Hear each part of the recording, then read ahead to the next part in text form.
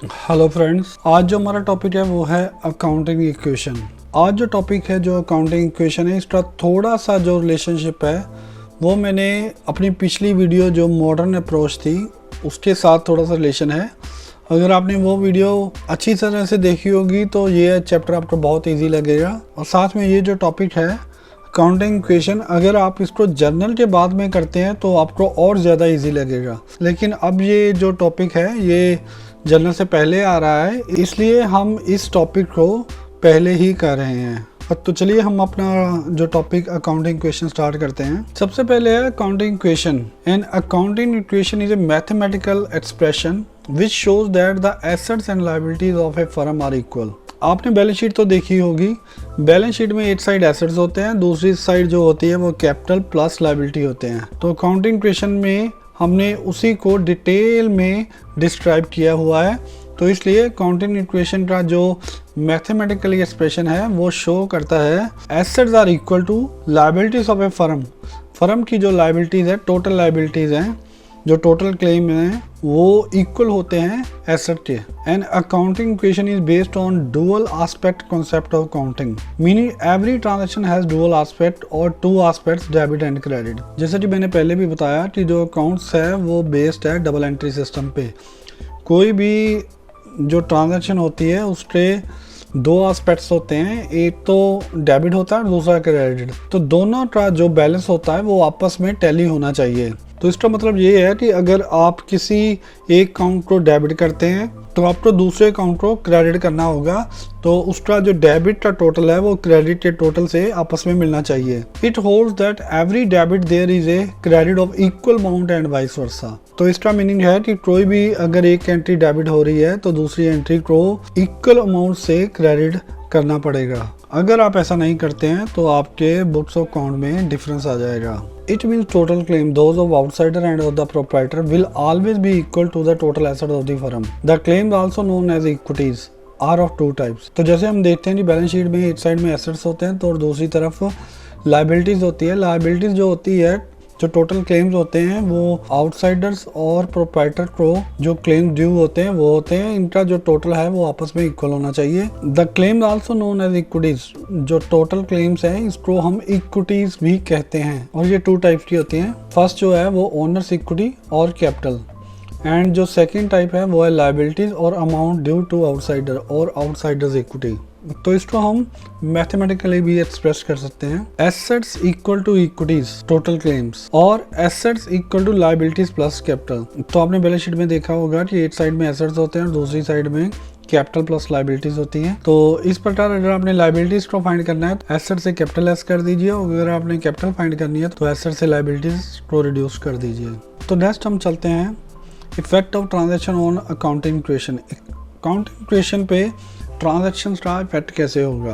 ये ट्रांजैक्शन में effect to items और में effect more than two items. तो इसका मीनिंग ये है कि अगर बिजनेस ट्रांजैक्शन कोई भी होती है तो उसमें जो भी ट्रांजैक्शन होती है मिनिमम जो है वो टू अकाउंट्स को तो अफेक्ट करेगी, लेकिन वो मोर देन टू अकाउंट्स को भी अफेक्ट कर सकती है। तो हम ये सारी अभी एग्जाम्पल के तौर पे लेंगे। फर्स्ट जो केस है वो है ट्रांजैक्शन अफेक्टिंग टू आइटम्स। तो इसमें transaction affecting opposite sides are.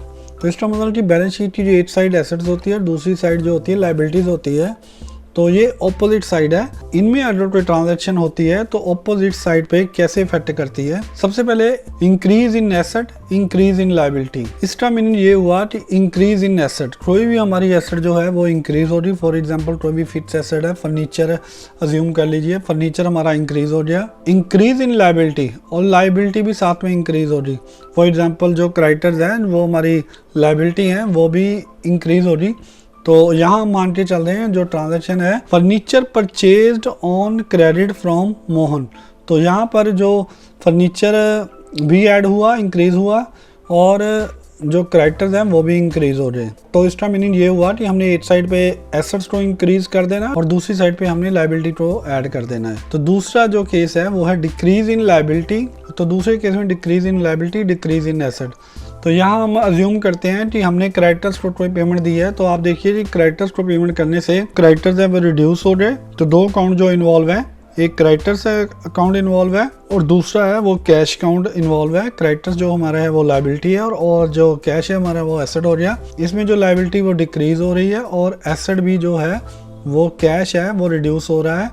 तो इस केस में अगर हमने क्रेडिटर्स को पेमेंट की है तो क्रेडिटर्स हमारे रिड्यूस हो रहे और जो कैश है वो भी हमारा रिड्यूस हो रहा है। इसका जो इफेक्ट हो रहा है वो अकाउंटिंग इक्वेशन पर एक तरफ से एसेट को हमने रिड्यूस कर देना है और दूसरी तरफ से हमने जो लायबिलिटीज है, जो आउटसाइडर लायबिलिटी है, क्रेडिटर्स है, उसको हमने रिड्यूस कर देना है। तीसरे केस में increase in asset, increase in owners capital. तीसरे केस में हम मान के चल रहे हैं कि अगर प्रोप्राइटर ने एडिशनल कैपिटल इंट्रोड्यूस की है तो इस केस में दो अकाउंट इन्वॉल्व हैं। एक फर्स्ट है वो कैश अकाउंट और दूसरा जो है वो है कैपिटल अकाउंट। तो इसमें देखिए कि एक तरफ हमारा कैश इंक्रीज हो रहा है और दूसरी हमारी जो ओनर्स की कैपिटल है वो इंक्रीज हो रही है। अकाउंटिंग इक्वेशन में एक तरफ हम एसेट साइड जो कैश का बैलेंस है वो हम इंक्रीज कर देंगे और दूसरी तरफ जो है कैपिटल का बैलेंस है जिससे कैपिटल इंक्रीज हो रही है तो इसलिए हमने कैपिटल का बैलेंस इंक्रीज कर देना है। तो फोर्थ केस में decrease in owners capital, decrease in asset. तो फोर्थ केस में है हम अज्यूम करते हैं कि अगर प्रोप्राइटर ने ड्राइंग्स के लिए कैश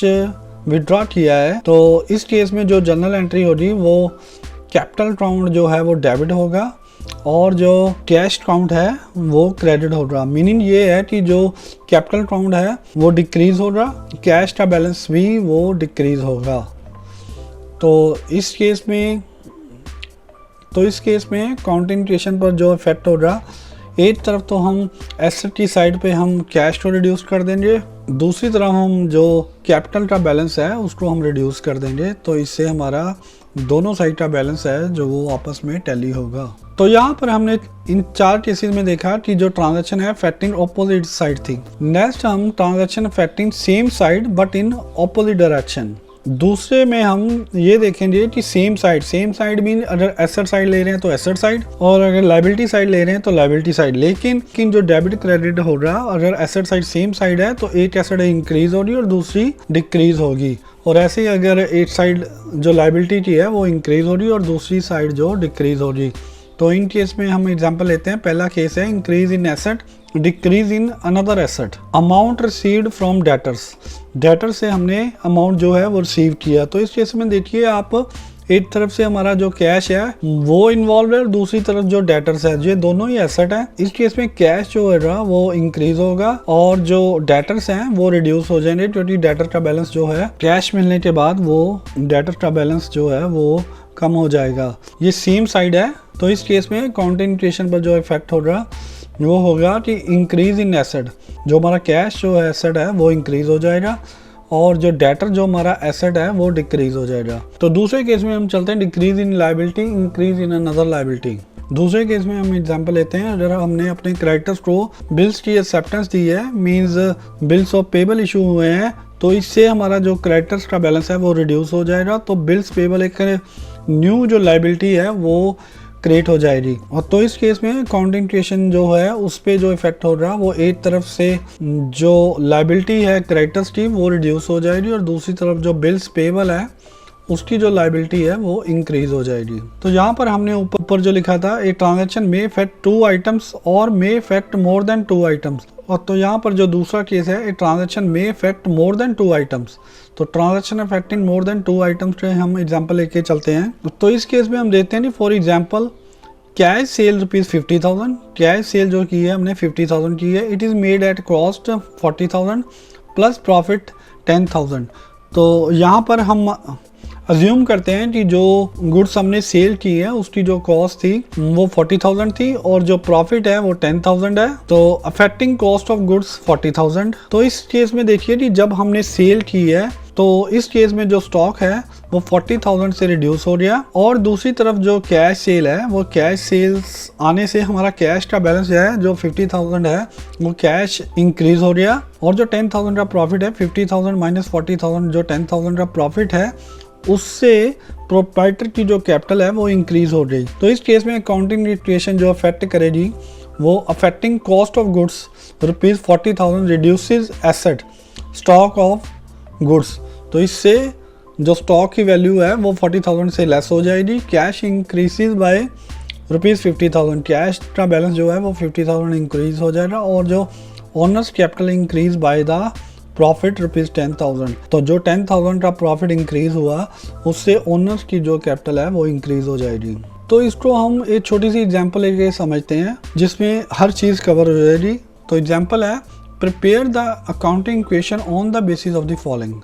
तो हमने अकाउंटिंग इक्वेशन के हिसाब से जो फॉलोइंग जो ट्रांजैक्शन हुई है, बिजनेस ट्रांजैक्शन हुई हैं, उनका हमने इफेक्ट देखना है कि अकाउंटिंग इक्वेशन के हिसाब से कैसे हुआ। जो सबसे पहले वो ट्रांजैक्शन है, ट्रांजैक्शन में Raman started business with cash, cash account debited to capital account. तो 3 लाख से कैश बढ़ गया और 3 लाख से कैपिटल बढ़ गई। Furniture purchase for cash, furniture हमने कैश परचेज किया तो जनरल एंट्री में furniture debited to cash, furniture का बैलेंस 40,000 से इंक्रीज हो गया और कैश का बैलेंस 40,000 से रिड्यूस हो गया। तो जो third transaction purchase goods from Sudhir on credit, Sudhir से हमने जो गुड्स परचेज किया है वो हमने ऑन क्रेडिट परचेज किया 50,000 से। तो इसकी जो एंट्री हो रही purchases account debited to Sudhir, और तो गुड्स हमने परचेज किया तो इससे हमारा जो स्टॉक की वैल्यू है वो हमारी 50,000 से बढ़ जाएगी और दूसरी तरफ जो सुधीर हमारा क्रेडिटर्स है वो स्टैंड हो जाएगा। फोर्थ जो transaction, sold goods costing ₹20,000 to Ravi for cash, हमने गुड्स सोल्ड की है, रवि को कैश से सेल की है। तो कैश जो हमें टोटल रिसीव हुआ है वो 28,000 है और 8,000 जो हमारा है वो प्रॉफिट है। तो इसमें एंट्री जो होगी, कैश अकाउंट डेबिट हो जाएगा 28,000, cash account debited to sales हो जाएगा 28,000 से। तो इसका इफेक्ट अकाउंटिंग इक्वेशन पर कैसे पड़ेगा अभी हम देखते हैं। एडिशनल कैपिटल इंट्रोड्यूस किया, cash account debited to capital account, cash भी इंक्रीज हो रहा है और कैपिटल भी हमारी इंक्रीज हो रही है 40,000 से। Commission received in advance, commission जो एडवांस ही हमने रिसीव कर ली, ये हमारी लायबिलिटी है। कैश अकाउंट हमारा बढ़ गया 4,000 से और जो लायबिलिटी हमारी क्रिएट हो रही commission received in advance. Paid to creditor Sudhir in full settlement, Sudhir को हमने जो पेमेंट करनी थी 50,000 को, उसको हमने फुल सेटलमेंट में जो हमने पेमेंट की है 45,000 है। तो इसका मतलब 5,000 जो है हमारा वो डिस्काउंट हो गया। तो इसकी जो जनरल एंट्री है, सुधीर को हमने डेबिट किया 50,000 से और जो कैश पेमेंट की 40,000 से टू कैश 45,000 और टू डिस्काउंट रिसीव्ड 5,000। इसको भी अभी हम डिटेल से करते हैं। Sold goods costing ₹30,000 for 36,000 out of which 10,000 sailed in cash. और तो जो हमारी टोटल सेल हुई है वो 36,000 की है जिसमें से 10,000 कैश रिसीव हुआ है। तो इसका मीनिंग है कैश हमारा जो इंक्रीज हो रहा है वो 10,000 से और 26,000 से हमारे डेटर से इंक्रीज होंगे। तो इसकी जो जनरल एंट्री हो रही है वो cash account 10,000 debited, debtors account debited 26,000 to sales जो है वो टोटल हमारी जो है 36,000 है। तो इसमें बिजनेसमैन ने जो प्रॉफिट अर्न किया वो 6,000 है। अभी इसकी हम एंट्री करेंगे। Depreciation on furniture provided at the rate 10%, furniture जो हमारा था वो 40,000 का, उस पर हमने डेप्रिसिएशन प्रोवाइड 4,000 का डेप्रिसिएशन आ गया।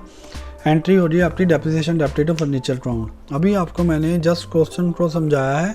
अभी हम देखते हैं कि इसका सोल्यूशन अकाउंटिंग इक्वेशन में कैसे होगा। तो इस क्वेश्चन का हम सोल्यूशन देखते हैं।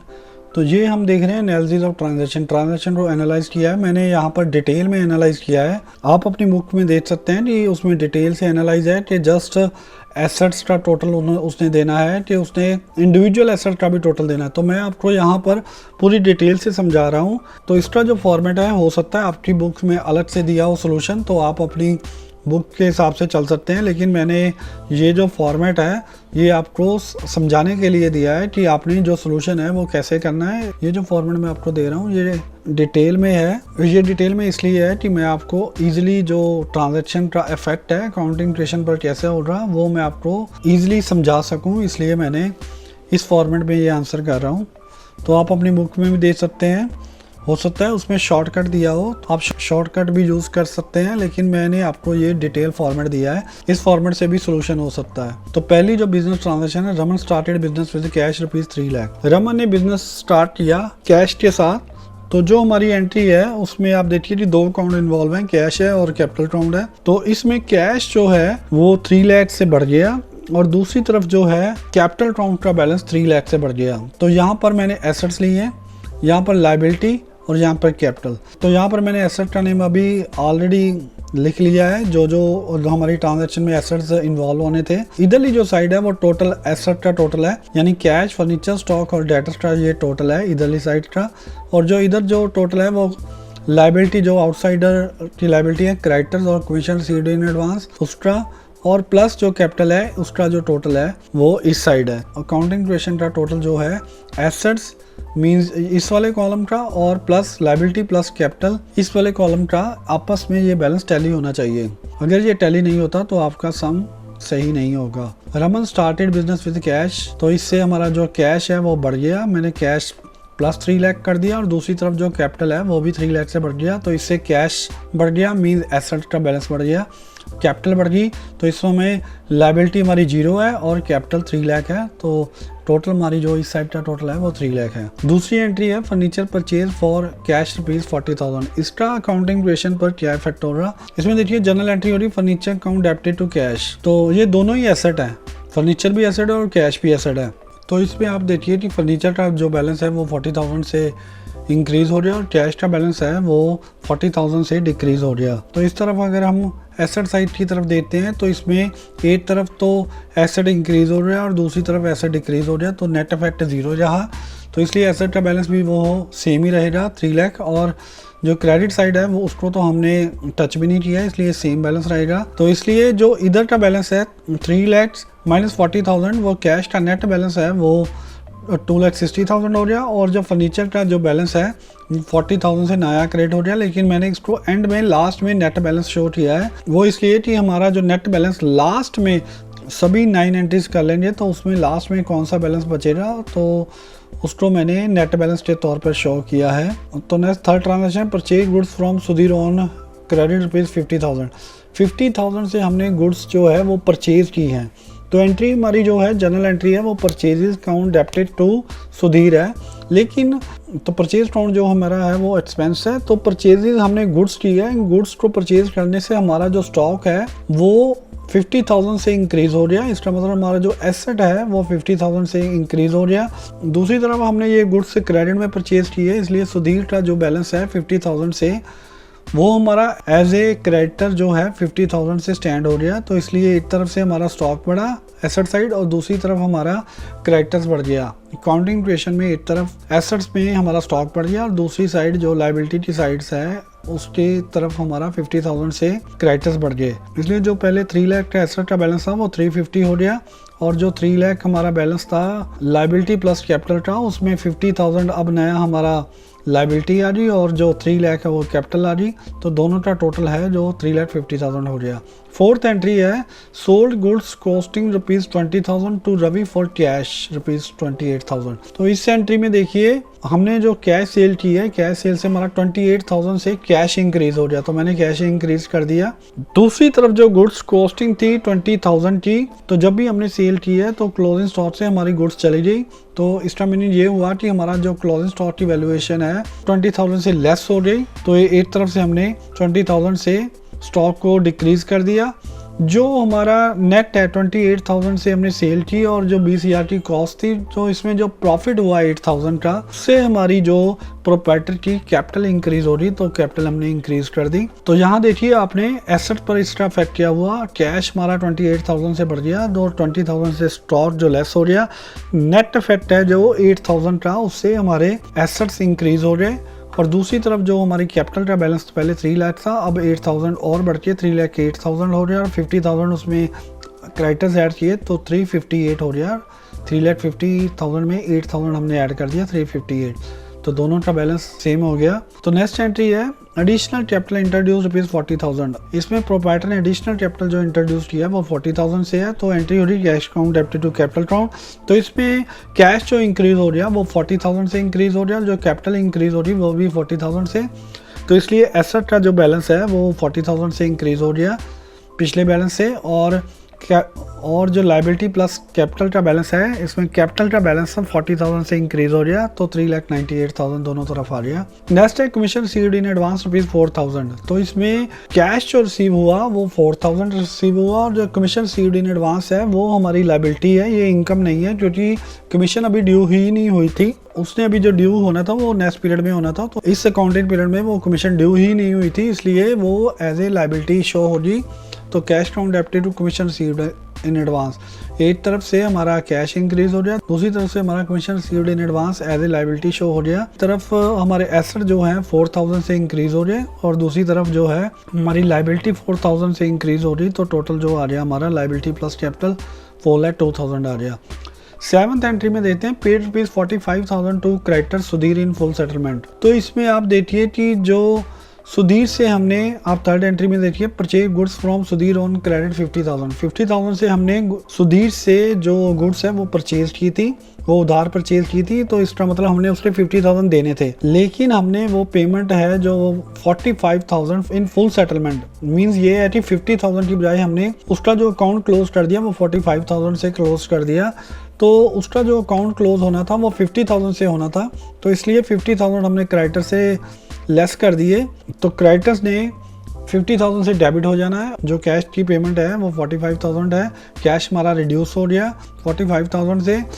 और जो 5,000 है इसमें देखिए 5,000 का जो प्रॉफिट हो गया, जो डिस्काउंट, जिसको हम डिस्काउंट कहते हैं, जो डिस्काउंट हो गया 5,000 का, उससे प्रोप्राइटर की कैपिटल जो है वो बढ़ गई 5,000 से। इसका अकाउंटिंग इक्वेशन पे जो इफेक्ट हो रहा है उसमें कैश 45,000 से लेस हो गया, इसलिए टोटल एसेट भी 45,000 से लेस हो गई। और इधर जो लायबिलिटी साइड से क्रेडिटर्स हमारे जो 50,000 से लेस हो रहे, प्लस जो 5,000 से कैपिटल इंक्रीज हो रही, तो इसलिए जो नेट इफेक्ट है -50,000 प्लस 5,000, तो नेट इफेक्ट 45,000 से जो लायबिलिटीज़ हैं, टोटल लायबिलिटीज़ वो लेस हो रही। तो नेक्स्ट 8 एंट्री में हम देते हैं sold goods costing ₹30,000 for ₹36,000 out of which ₹10,000 seed in cash. तो इसका मीनिंग ये है कि हमने 30,000 की जो कॉस्ट थी, जो स्टॉक में हमारा 30,000 का बढ़ा था, उसको हमने 36,000 में सेल कर दिया, तो इसलिए जो स्टॉक की वैल्यूएशन है उसमें 30,000 लेस हो जाएगा। और दूसरी तरफ जो सेल हमने की है वो 36,000 टोटल है, जिसमें से कैश सीड हमने किया 10,000 से। तो इसका मीनिंग ये हुआ कि 10,000 से हमारा कैश इंक्रीज हो जाएगा, और जो नेट है 36,000 माइनस 10,000, वो डेटर्स जो हैं वो 26,000 से क्रिएट हो जाएंगे। तो इसलिए जो हमारा ये तीनों एंट्री का इफेक्ट है वो हमारा एसेट साइड पे है,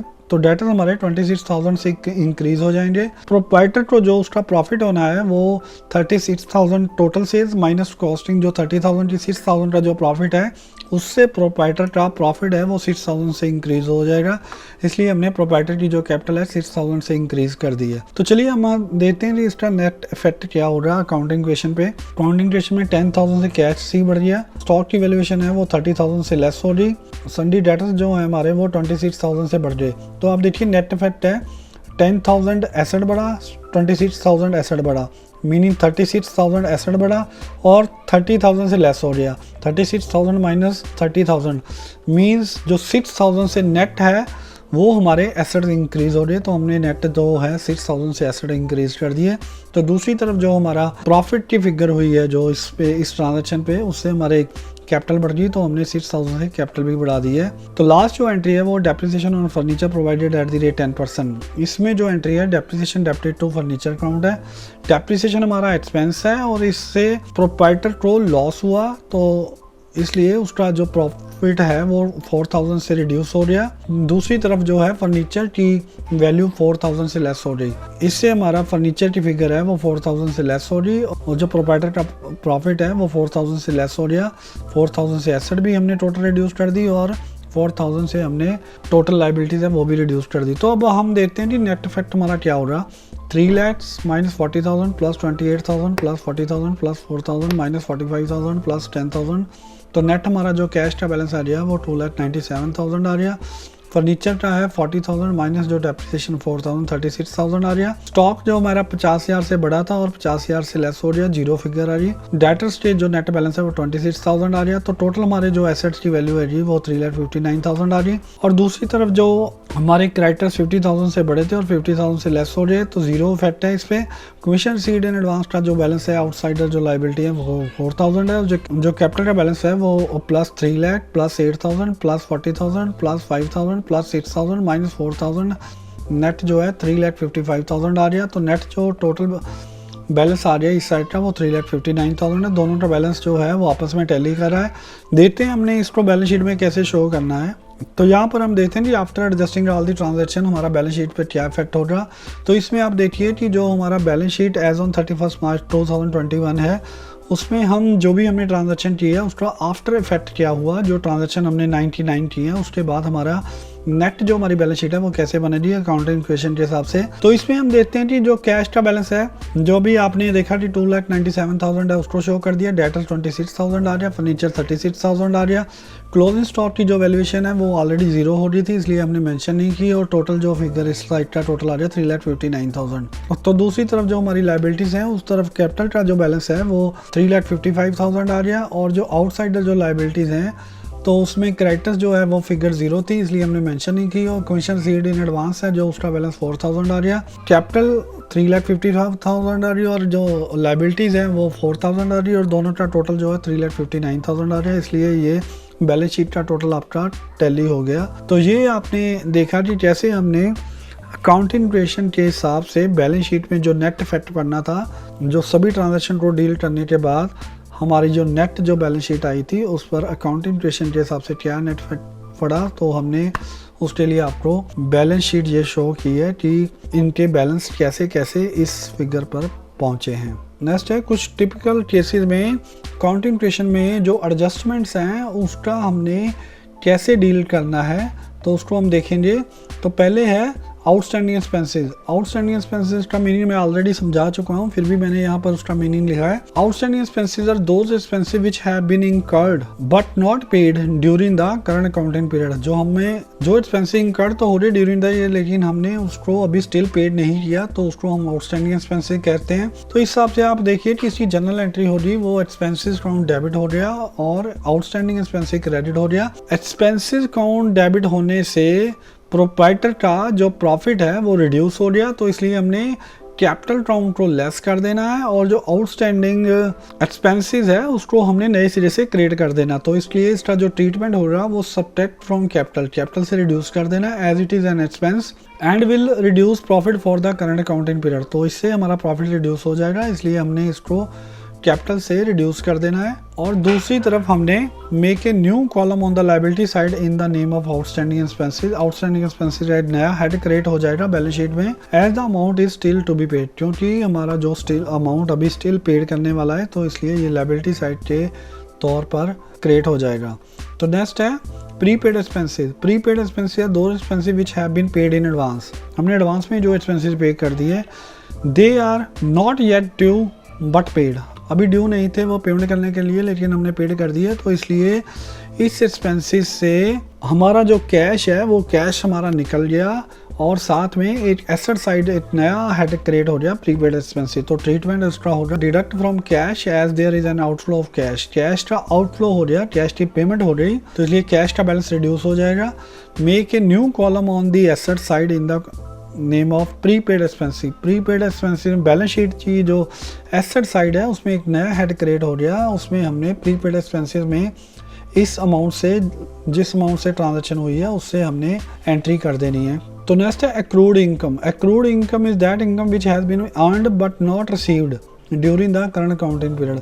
जो हमारी इनकम अर्न तो हो रही लेकिन अभी तक हमें रिसीव नहीं हुई, तो इसलिए इससे इनकम को हमने बैलेंस शीट में एसेट साइड पे एक्रूड इनकम के हेड से हमने शो कर देनी है। तो इस इनकम से जो प्रोप्राइटर का प्रॉफिट है वो बढ़ेगा, और प्रॉफिट बढ़ने के साथ और उसके कैपिटल का बैलेंस इंक्रीज हो जाएगा। तो इसलिए ऐड इन कैपिटल में ऐड कर देना हमने as it is an income and will increase profit for the current accounting period. Make a new column on the asset side in the name of accrued income as the amount is still to be received. तो दूसरी तरफ से हमारा asset side बढ़ जाएगा, एक नया head create हो जाएगा accrued income के नाम से। तो लास्ट में unearned income और income received in advance. Unearned income और income received in advance is that income which has been received. हमें रिसीव तो हो रही but not earn during the current accounting period, लेकिन अभी वो earned during the current period है ही नहीं थी, इसलिए हमें जो इनकम है वो एडवांस में ही रिसीव हो रही। तो इस स्टेज में देखिए कि कैश का इनफ्लो बढ़ गया, कैश का बैलेंस जो है इंक्रीज हो गया। तो दूसरी तरफ जो है एक न्यू कॉलम जो लायबिलिटी की साइड पर अनअर्न्ड इनकम है एज एन लायबिलिटी वो शो हो गया।